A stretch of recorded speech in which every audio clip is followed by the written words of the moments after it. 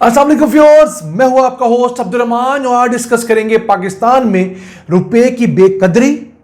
Pound के मुकाबले में रुपए की कीमत गिरते हुए 387 रुपए तक पहुंच गई है, जबकि डॉलर के मुकाबले में रुपया 288 रुपए में फरोख्त हुआ है। ये कीमतें ओपन मार्केट की हैं, वही ओपन मार्केट जहां से मैं और आप जाके अपनी ज़रूरत के मुताबिक डॉलर या पाउंड खरीदते हैं। इंटरबैंक की बात करें तो वहां डॉलर खरीदा जा रहा है 283.5 रुपए पे, जबकि फरोख्त 284 रुपए पे किया जा रहा है। यानी इंटरबैंक और ओपन मार्केट के अंदर 4 रुपए का बड़ा फर्क आ चुका है, जो पिछले 1.5 साल के दौरान 1-1.5 रुपए का हुआ करता था।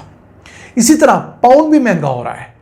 पाउंड इंटरबैंक के अंदर 382 रुपए का है, लेकिन ओपन मार्केट के अंदर 386 रुपए में फरोख्त हो रहा है।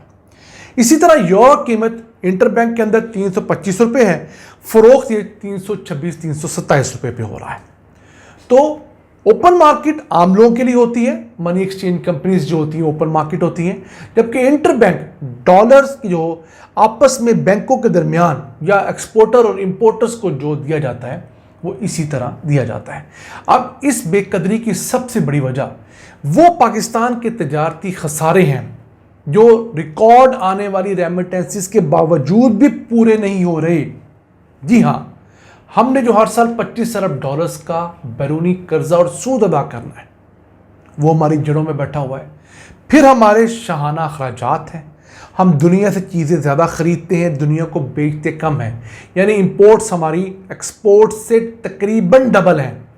इन हालात में अगर हमारे खसारे नहीं बढ़ेंगे और खसारे की वजह से डॉलर की डिमांड नहीं बढ़ेगी तो और क्या होगा। याद रहे, आज से चंद महीने पहले, बमुश्किल 2 महीने पहले, हमने आपको बताया था कि पाकिस्तान में डॉलर के मुकाबले में रुपया 299 होने जा रहा है, और ये हमने स्टेट बैंक ऑफ पाकिस्तान के रेफरेंस से बताया था, जिस पर हमारे बहुत सारे नून लीगी नाजरीन ने शिकवे किए, सलवातें पड़ी। तो उनके लिए अर्ज ये है कि 288 तो हो गया, 11 रुपए का फर्क रह गया है। हमने तो कहा था अगले साल के आखिर तक, यानी कि अगले साल जून के अंदर जाके रेट होगा। मुझे खदशा है जिस तरह वह बढ़ रहे हैं, कहीं इस साल के आखिर तक दिसंबर में ये रेट ना हो जाए। वैसे हुकूमत पाकिस्तान ने अगले माली साल का जो बजट कैलकुलेट किया है वो 290 रुपये फी डॉलर के हिसाब से किया है। अगर रेट बढ़ गया तो सारा बजट तलपट हो जाएगा। अब खसारे के हालात ये हैं कि हमें 11 महीने में 24 अरब डॉलर्स का खसारा हो चुका है। इस हिसाब से लगता ये है कि जो हमारा पूरे साल का खसारा होगा, तजारती खसारे की बात कर रहा हूँ, वो कोई 26.5 से 27 बिलियन डॉलर्स का होगा। अगर पाकिस्तान के अंदर रेमिटेंसेस ना आती होती तो हम लोग कई दिहाइयाँ पहले डिफॉल्ट कर चुके होते। अब पिछले साल चले जाएं तो इन्हीं 11 माह के अंदर हमारा तजारती खसारा 21 अरब 69 करोड़ डॉलर्स था। तो हमने पिछले साल की निस्बत इस साल 3 अरब 64 करोड़ डॉलर ज़्यादा खसारा किया है। याद रहे, इस साल पिछले साल से तेल की कीमतें कहीं कम हैं, बल्कि कुछ मामलात के अंदर 50-60% कम हुई हैं। हमने कहाँ गलती की है? हम लोगों ने गलती अपनी इंपोर्ट्स और फजूल इंपोर्ट्स के अंदर की है। इस साल हम लोगों ने एक्सपोर्ट्स भी ज़्यादा इसलिए की कि हम लोगों ने कुछ 7-7.5 लाख टन चीनी एक्सपोर्ट की, जो पिछले साल नहीं की थी। इसी वजह से हमारी एक्सपोर्ट्स इस साल बढ़कर 29.44 अरब डॉलर्स रही हैं 11 महीने के अंदर। 11 महीनों को जिक्र करें तो जुलाई से लेकर मई 2025 तक का जिक्र हो रहा है। अब एक्सपोर्ट्स पिछले साल की निस्बत हमारी सिर्फ 1 अरब 20 करोड़ डॉलर्स बढ़ी हैं। पिछले साल 28 अरब 11 करोड़ डॉलर्स थी। खुशी की बात, एक्सपोर्ट्स बढ़ी हैं। उसके साथ साथ हम लोगों ने इंपोर्ट्स भी बढ़ा दी ना। इंपोर्ट्स पिछले साल 49 अरब 81 करोड़ डॉलर्स थी, इस साल 53 अरब 45 करोड़ डॉलर्स हैं। तो कितनी हम लोगों ने इंपोर्ट्स बढ़ाई? 3 अरब 64 करोड़ डॉलर्स। तो 1 अरब 20 करोड़ डॉलर्स को आप ज़रब कर लें 3 गुना से, तो 3 अरब 64 करोड़ डॉलर्स ही तकरीबन बनते हैं। यानी अगर हम लोगों ने एक्सपोर्ट्स इतनी बढ़ाई हैं तो एक्सपोर्ट्स इतनी बढ़ा ली हैं। अब मुझे आप बताइए, अगर हमारे ये हालात रहेंगे तो हम किस तरह अपने कदमों पे खड़े होंगे? अब रेमिटेंसीज ने आकर हमारे बहुत सारे तजारती खसारे को कवर किया है, नो डाउट। ओवरसीज पाकिस्तानियों ने इस साल 7 अरब डॉलर इजाफी भेजा पिछले साल के इस पर, और हमारी रिकॉर्ड रेमिटेंसीज तारीख में 34 अरब 90 करोड़ डॉलर रहे। लेकिन आपके पास डॉलर कमाने के चंद जराए हैं, या आप एक्सपोर्ट से कमा लेते हैं, या आप रेमिटेंसीज से कमा लेते हैं, या थोड़े बहुत आपको डिविडेंड्स बाहर से मिल जाए, लेकिन आपके अखराजात बहुत हैं।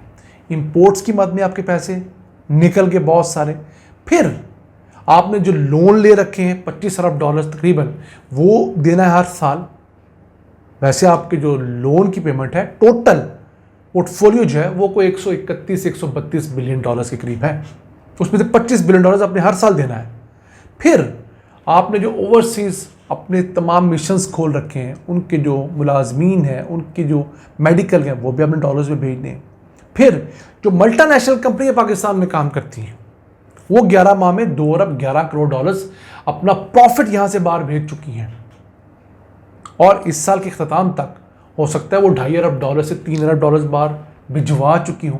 तो ये पैसे भी आपने अपनी जेब से डालने हैं, और बहुत सारे अखराजात हैं हुकूमतों के जो आपने अदा करने। या आपके जो वज़रा बाहर जाकर तमाम डिप्लोमेसी के नाम पर कॉन्फ्रेंसेस अटेंड करते हैं, सरकारी उम्माल वो किस पे जाते हैं? वो भी सरकार के पैसे पे जाते हैं, और वो डॉलर्स में पेमेंट होती है। तो हमारा मसला ये है कि हम इतना कमाकर इतना खर्च कर लेते हैं, और फिर रोते ही हैं कि अभी तो आपने बताया था कि जनाब हमारी आमदन बढ़ी है। हमारे रिच पाकिस्तान के प्लेटफॉर्म से लोगों की उम्मीद होती है कि हम जो खबर बताएंगे उस पर इम्प्लीमेंट भी कर देंगे। अब हुकूमत जब तक अपने अखराजात कंट्रोल नहीं करेगी, मुल्क के अंदर जो चीज़ें बन सकती हैं वो नहीं बनाएगी, 2 अरब डॉलर्स की कपास इंपोर्ट करेगी, पहले 7.5 लाख टन चीनी एक्सपोर्ट की, अब दुनिया में महंगी है तो वो चीनी 7.5 लाख टन इंपोर्ट करने जा रही है, तो उसका कौन खमियाजा भुगतेगा? मैं और आप भुगतेंगे ना। वो प्राइम मिनिस्टर तो नहीं भुगतेंगे जो खुद शुगर मिल मालिक हैं, वो सदर जरदारी तो नहीं भुगतेंगे जिनका अपना बहुत बड़ा शुगर कारोबार है, वो मरियम नवाज तो नहीं भुगतेंगी जिनकी अपनी फैमिली की शुगर मिल्स हैं। तो ये वो खसारे हैं जो पाकिस्तान की जड़ों में बैठे हुए हैं। जब तक हम इन चीज़ों को टैकल नहीं करेंगे, पाकिस्तान के अंदर डॉलर तगड़ा ही होता जाएगा। थोड़े फेज के लिए बेहतर होगा, फिर उससे ज़्यादा बड़ी छलांग लगाएगा। क्यों? हमने जो बेसिक रिफॉर्म्स करनी थी वो नहीं की। नाज़रीन, आज का एपिसोड अपने मेज़बान अब्दुल रहमान को इजाज़त दीजिए। अल्लाह के बाद।